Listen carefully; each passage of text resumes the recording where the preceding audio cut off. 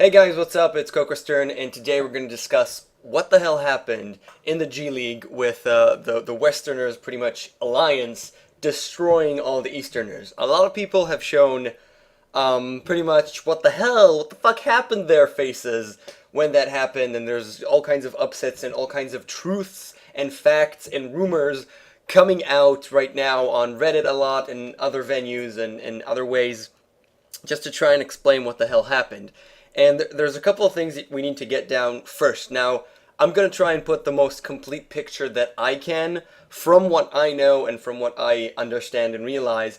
This might not be completely fully true, or I might be a little bit wrong, but I believe that this is the actual correct picture that I've managed to assemble from everything that's actually happening right now. Some of these things are known for a while, and now that we finally see the results of that, we can actually take it into account and actually try and understand that and grow from there. So the first thing, we got to talk about the facts, what actually happened. And there's spoilers here for the G League, the Alliance, the Westerners came in, killed everybody, and just won that one.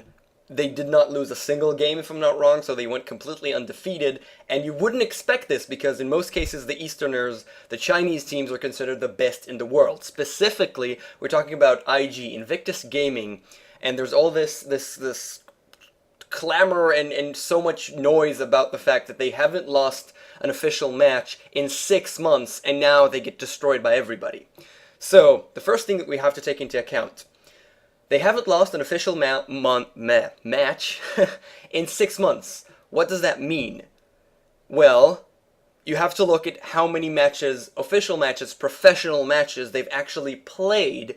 Not even talking about just LANs, I'm talking about even online. Official matches, how much have they played in the last 6 months? And it's not a lot.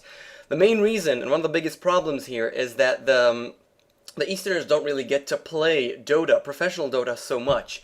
The Esport Association for the Chinese is actually pretty much ignoring Dota and focusing solely on League of Legends. Now, we're not going to go into the debate League of Legends versus Dota because there's no point in this. This is just a fact. They are focusing on League of Legends and not too much on Dota. And there's also a really stupid rule, but it exists and you can't really do anything about it right now. The Chinese teams can't actually play in tournaments. They cannot play, they're not allowed to play in tournaments without a huge prize pool. The prize pool has to be some sort, I don't exactly know the exact numbers, but it doesn't really matter. They can only play in tournaments that have a really big prize pool. And that's pretty much G League, the International, and there's like one or two more that I can't remember right now that they're allowed to play. And if you look at the Western scene, there is something every freaking second. Every day there's a match. Every week there is some kind of tournament happening. If you take a look at Gosu Gamers and Join Dota, on the match tickers, you can see that there are matches coming up every single day in all kinds of tournaments and cups and everything that's happening. And you just take a look at these things. The Westerners play all the time. They have that playing of official matches to get to know the game, get to know the specific patch right now, and try and get the best out of it, evolve their play, their draft, and the heroes, and their general everything. They just have that power of doing that. And the Easterners don't get that. So it makes a lot of sense that the Westerners are much better right now. They are much more familiar with the game, with the current draft, with the current things that are completely overpowered, such as the bear, the unfair bear, and everything else that comes with that. That we've actually seen. Specifically, one of the biggest heroes that we want to talk about is obviously Wisp. That we see them actually take it into effect. If you want to specifically single out Wisp, Wisp is actually takes two heroes, the Wisp plus whoever it is, either Chaos Knight or whatever, and it puts it into one package. That package, because they have to be together pretty much all the time, that package has to do a lot. They have to succeed in the early game, and they have to they really need to get that advantage. If they manage to get it, they blow up out of proportion and destroy everything and are really, really strong. But teams that can't utilize it enough, then the Wisp is pretty much dead weight, and we've seen that a couple of times where IG actually tried to use the Wisp and couldn't really do it properly, and that's why they lost. In addition, specifically about the G League the format was a bit problematic.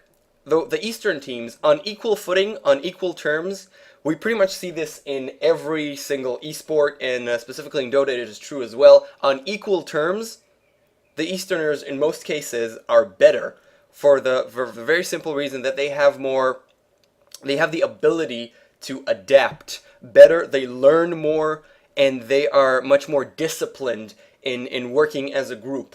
And they make much less mistakes if they know where to look at those mistakes in an equal footing. But in the sense that they haven't played in about 3 months, and if you look back, their draft, their whole play is just pretty old, and it's dated, and it's not good enough. And the Westerners they play all the freaking time, and they have better conditions right now, with sponsors and everything like that, and they're allowed to play every tournament that they want. They are simply better. And Alliance, they even said that. We have Loda on quote that he actually said that the Easterners weren't ready for him. The Chinese they weren't ready for them. They brought in what they know how to do so well because they've played it for so long, and they just demolished the Chinese, and they couldn't do anything about it because the Chinese didn't know about it at first, and the format didn't even allow them to adapt. One of the things, like I said, the strongest things about the Chinese and the Easterners, they have the power to adapt very quickly and learn, especially in extended series. We get to see this. So if we had, say, a best of 5, they lose the first 2 games, but they'd have the power to make an insane comeback in the additional 3 games that are left. The G League, for most of it was best of 1s. It was just best of 1, so it was a complete surprise for the Easterners, and then they lose, and they can't do anything. They're already out. It's just best of 1s. And even the finals were just a best of 3. It didn't really give any room for really understanding your opponent and moving forward. I truly believe that if the series were more so, it was best of 3s and best of 5, maybe even a best of 7 for the finals, then the Chinese would have room to learn, to adapt, and maybe to take Alliance in those further matches. Now, saying all of that, Alliance are amazing. I really don't want to take it away from Alliance in any way whatsoever. People used to be thinking about this as it's just Loda plus 4 when they started up, but it is so not true at this point. They are each and every one of them S4, incredible play, and everybody there, everybody. I'm not even going to start saying their names. Each and every one of them, they play amazingly, and they are definitely one of the top teams in the world right now. But I simply don't think that they played on equal footing, and they know it as well. They've actually said it on quote on Loda when actually they won after they won, they came up to the Chinese host, whatever it was, and they were talking a little bit about this, and further on, you can just see that the Easterners simply were not prepared, and that's why the big upsets happened. The only thing that was a surprise for me, really a surprise for me, and that I was kind of weirded out by that, is the fact that within the Easterners, so Asians against Asians, the Chinese against Chinese, LGDCN versus IG still lost that match, and were pretty much demolished. So within the Eastern scene, I don't expect too much of changes to happen, but still IG kind of got down from their throne, which that was the weird thing for me, and not Alliance demolishing everybody, because that was kind of expected in a way. And what I really want to hope that for the International 3, the Easterners can actually find some practice and fix those conditions, and hopefully manage to shift a little bit of attention towards Dota instead of just League of Legends in the Chinese scene, and that way they can actually play properly. And for the International 3, that obviously has a better format in terms of more games, they'll be able to come forward and actually show us what they're known for being so strong. Might not happen. I'm really hoping. There's still about 2 months ahead, so nothing is really quite decided yet. But the G League, I just wanted to explain that it is not that shocking at all, and we have to look out forward and see really what happens for the International itself. So it's not even going to be, I hope it's not going to be just no Easterners going to get there, because they're just not that good.